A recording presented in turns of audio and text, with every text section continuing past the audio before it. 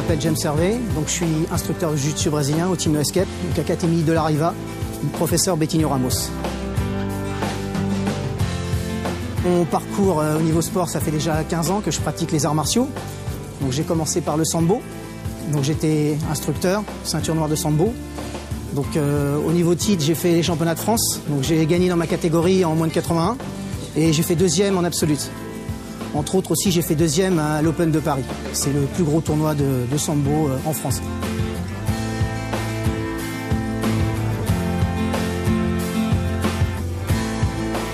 J'ai vu en fait une affiche sur une voiture. C'était marqué sambo à la base. J'ai dit tiens, bon, j'en avais entendu parler. J'ai dit bon bah j'y étais. Puis ça m'a plu tout de suite. J'ai bien aimé le côté combat au sol, etc. J'ai dit bon voilà. Puis petit à petit en fait, j'étais un jour en fait à un stage de jiu-jitsu brésilien. Et là je suis tombé sur un mec. C'était une crevette. J'étais ceinture noire à la base de sambo. Je dis bon tranquillement, je vais tourner avec lui. Et là le mec il m'a plié.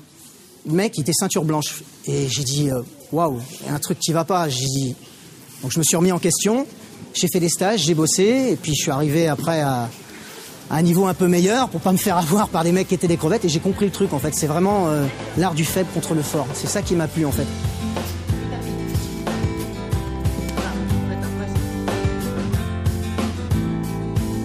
C'est une forme de lutte au sol avec ou sans kimono.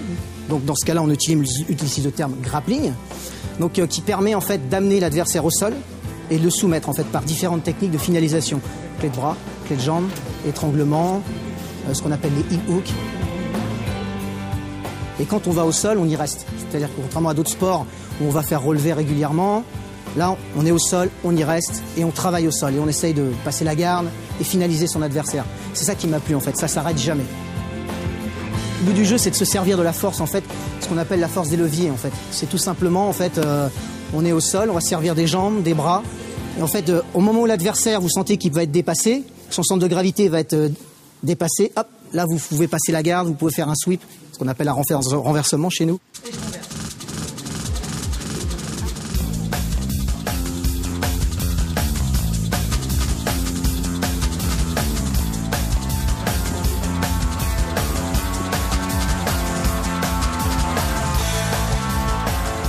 Quand on est dans le feu de l'action, on n'a pas le temps de réfléchir en fait aux techniques. C'est-à-dire que ça vient naturellement.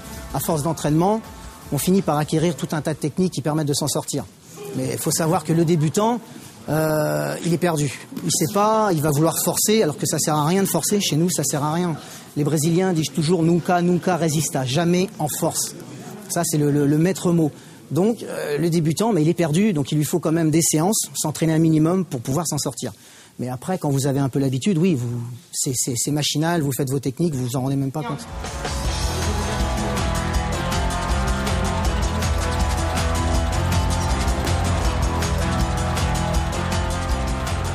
Il faut être un bon joueur d'échecs, parce que c'est un jeu d'échecs à taille humaine. Donc quelqu'un qui est très intelligent, qui va prévoir les coups à l'avance, il va pouvoir s'en sortir dans ce sport.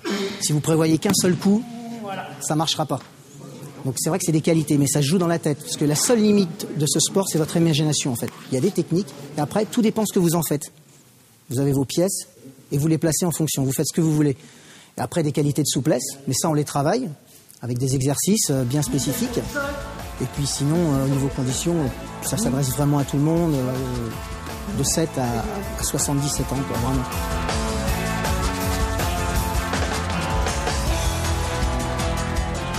Dans ce sport, on progresse pas très vite au début, surtout quand on est débutant. Pour commencer déjà chez nous, par rapport à d'autres sports où vous pouvez être ceinture noire, on va dire 4 ans, 5 ans, chez nous, il faut entre 7, 8, 10 ans pour être ceinture noire.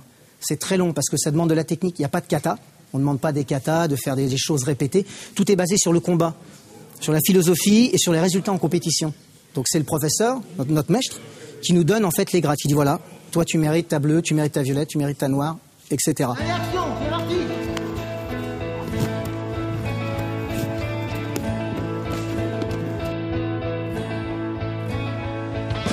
Dans notre sport, il y a un salut au début, à la fin. Il y a ce qu'on appelle l'accolade. Chez nous, on travaille beaucoup comme ça, les accolades. Et puis la philosophie, c'est-à-dire qu'on ne va pas mettre sur notre pas de porte honneur, respect, discipline, etc. On ne le dit pas ça, mais chaque élève qui vient chez nous, il le sait au bout d'un moment. Il n'y a pas besoin de lui dire, c'est comme partout dans la vie, les gens, il faut savoir dire bonjour, merci, au revoir. Mais nous, on le dit pas aux gens, faut dire bonjour, merci, au revoir. Ils le savent. Et au bout d'un moment, ils ont la philosophie vraiment jiu-jitsu brésilien.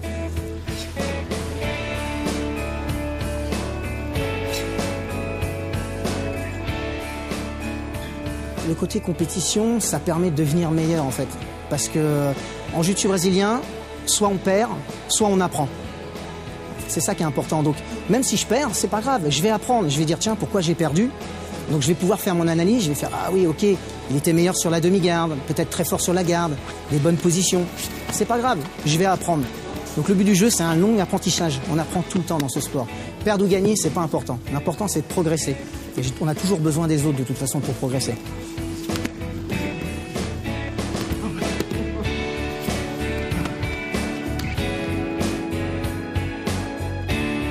Quand j'ai rencontré Dean Lister. Alors Dean Lister, c'est un champion du monde de grappling, de jiu-jitsu brésilien, un vétéran du Pride et de l'UFC.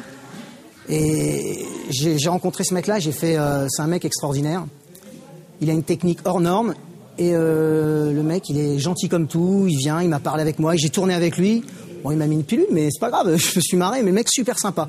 C'est un des bons souvenirs que j'ai, c'est un grand monsieur et super agréable. Ouais, c'est vraiment... j'en ai plein d'autres, des bons souvenirs, mais ouais, ça m'avait vraiment marqué, parce que c'était un des premiers stages que j'avais fait avec un grand champion. Et ça m'avait marqué, j'étais ceinture blanche au début, donc je débutais, et j'ai fait, ouais, c'est sympa, quoi.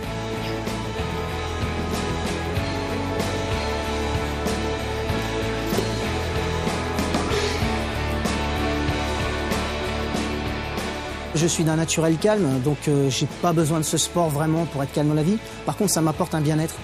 C'est vrai que quand j'ai pas ma dose, je suis pas bien. Mais je pense que voilà, tous les sportifs vous diront ça. Il me faut ma dose en fait de JB. Tant que j'ai pas tourné avec mes collègues, on n'a pas combattu ensemble. Après, on se fait l'accolade, on dit voilà, t'as perdu, t'as gagné, peu importe. Mais ouais, j'ai besoin de ça. Moi, c'est dans ma philosophie en fait, je suis brésilien.